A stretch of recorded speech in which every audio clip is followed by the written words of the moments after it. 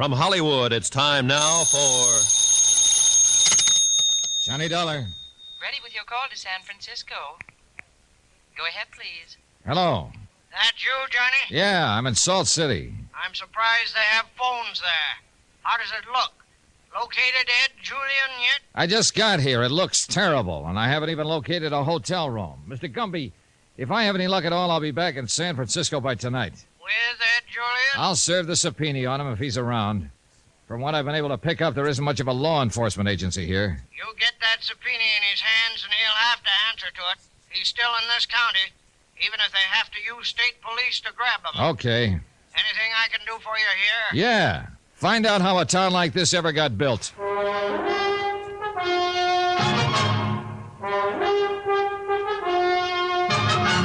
Tonight and every weekday night, Bob Bailey in the transcribed adventures of the man with the action-packed expense account, America's fabulous freelance insurance investigator. Yours truly, Johnny Dollar.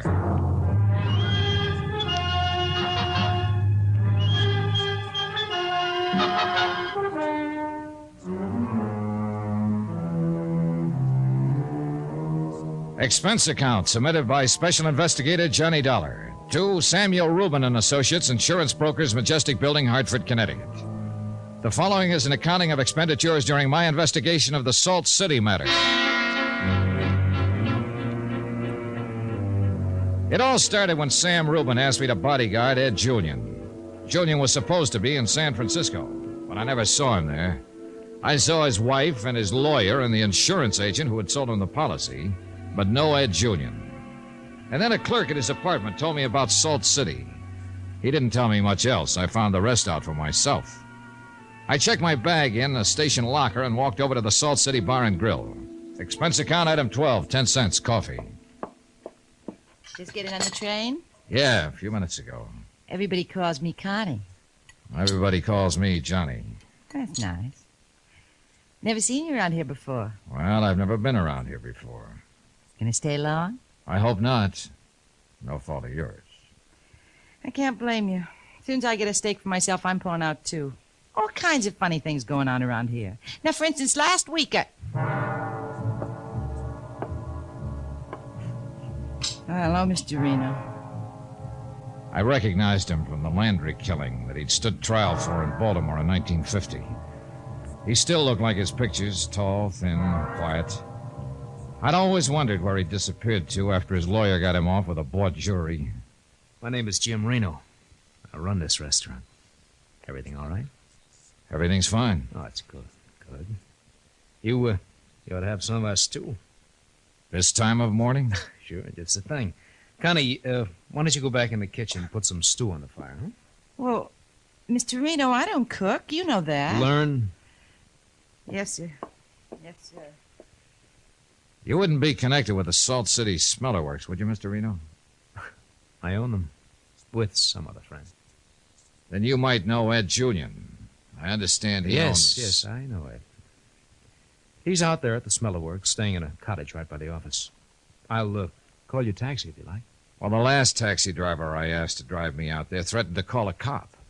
Well, with this town, it's better if I call. You know, small town. Sure. Finish your coffee, Mr. Dollar. What? I'll call the cab for you. I own the taxi company, too.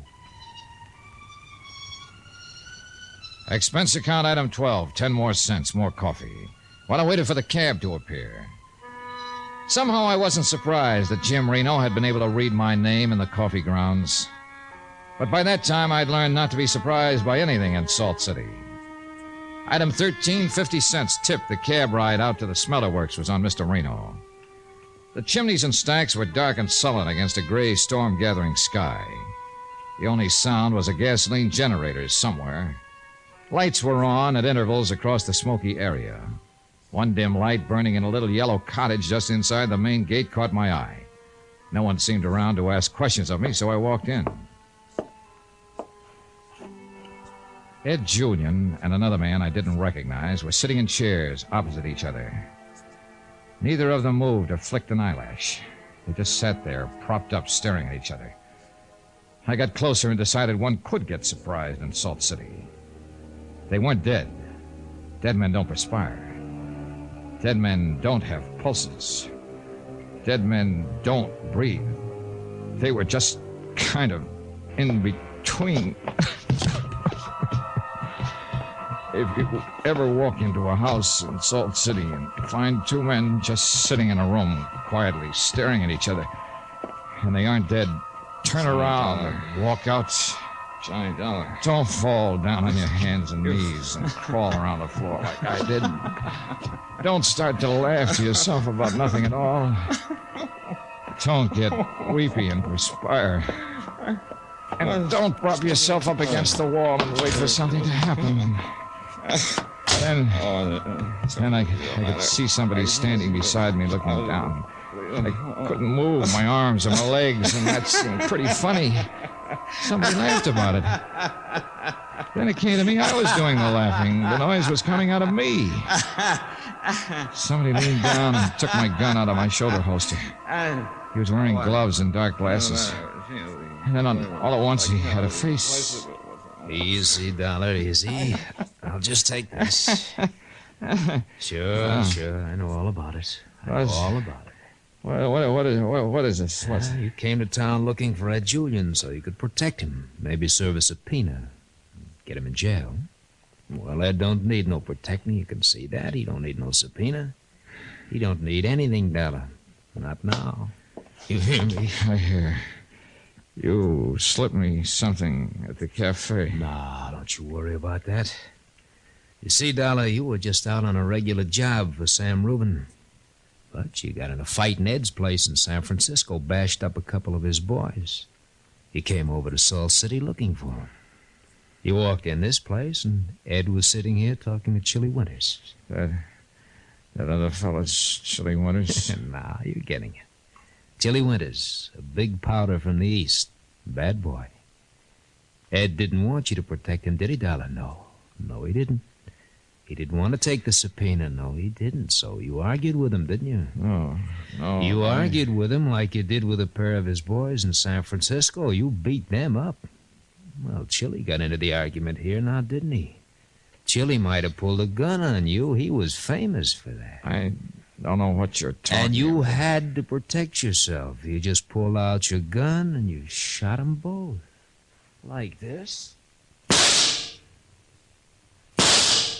Oh, no. Well, Dollar, you just shot and killed Ed Julian and Chili Winters. As good a job as anyone in this town ever saw. And I saw it. Guess I'll have to call the police. An autopsy report will show they were drugged before they were killed.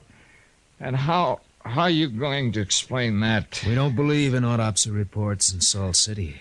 All our police need is your gun. It won't work, Reno. Now, Dollar, you know it will. You'll be arraigned, indicted, and tried right here in Salt City. It'll be second degree or self-defense, maybe.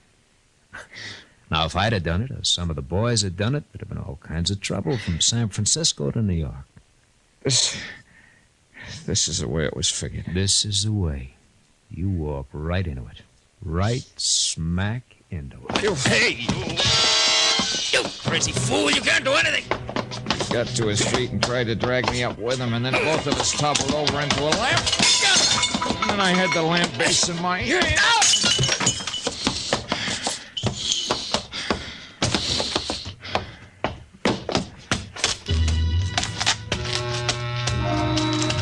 In any other place, the next move would have been to run to the nearest police station. But from what I'd heard of the brand of law and order practiced in Salt City, that wouldn't have been much help to me. Instead, I walked the 3 miles back to town, making my way over the crusted arroyos and cactus lands that seemed to surround it. My first stop, the Reno Bar and Grill. Oh, my, what happened to you? That's about the longest story in history. Anybody around? Just you and me, Johnny. My full name's Johnny Dollar. I'm an insurance investigator. I came here to see Ed Julian. I saw him shot to death. What? Now, listen to me. I saw him shot to death, along with a man named Chili Winters about half an hour ago. Jim Reno did the shooting with my gun. I better call a police... Wait, now listen to me.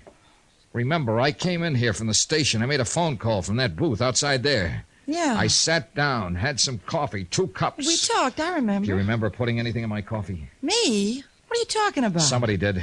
Probably Reno when he came up. Now, look, You said something about wanting to get out of Salt City. Well, sure, but... Now's your chance. I'll get you out of here. How? You got a car? No. All right. Can you buy one for this?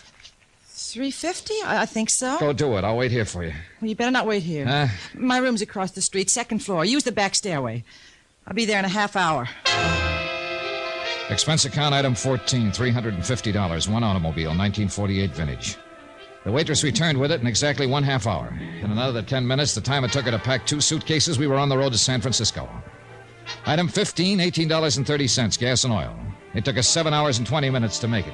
Item 17, $50. I gave the waitress the car and the money, then went back to my hotel, showered, shaved, and changed clothes and made a phone call. Who? Johnny Dollar, Inspector. You're wanted for murder in Salt City. Police all over the state are looking for you. Yeah, I thought they might be. Inspector, I'll be glad to explain all of it, but I need some time. Come on down and explain it, and then we'll see if you can have any time. Now listen to me. I was sent to Salt City to be a patsy. Reno wanted to get rid of Ed Julian and Chili Where Winters. are you? Never mind. Well, you've got 5 minutes to get down here and turn yourself in. Otherwise, you'll go out on an APB. I got out of the hotel in about 20 seconds. A cab picked me up, and I spent item 15, $3, transportation getting to Ray Gumby's office at 8 Julian's Enterprises. No Ray Gumby. Item 16, $8, more cab fare. This time locating Ray Gumby's home address, an apartment over in Berkeley. He took a long time to answer. $1. I don't know how he ever made it with the 2 holes in his neck. He lurched forward and I caught him. Who did it, Mr. Gumby? Swifty and Luke. You met him at Ed's apartment house. Came by about an hour ago. What's all about? Why, Johnny? Why?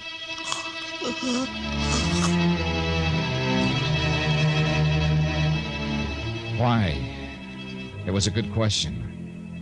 Little Ray Gumby was a dead attorney. And Ed Julian and Chili Winters were dead gunsels. Why? Everywhere I seemed to go, people were dying hard, violently, without apparent reason. Why? I had one idea. Same old thing. The feeling, the old feeling. It didn't explain anything. It was just there.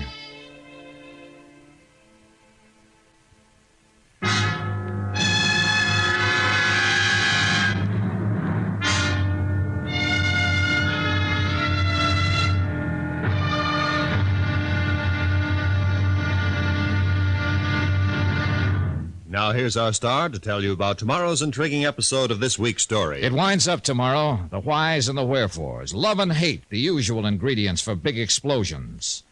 Join us, won't you? Yours truly, Johnny Dollar.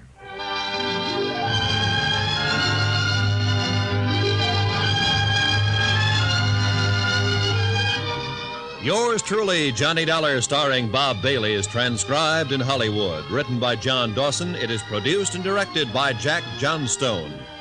Be sure to join us tomorrow night, same time and station, for the next exciting episode of Yours truly, Johnny Dollar. Roy Rowan speaking.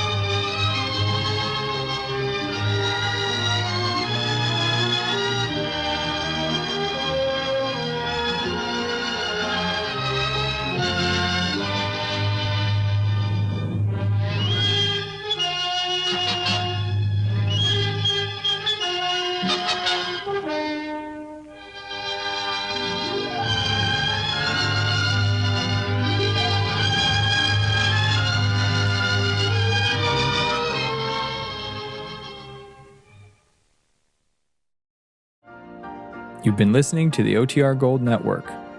Find more classic radio at otrgold.com.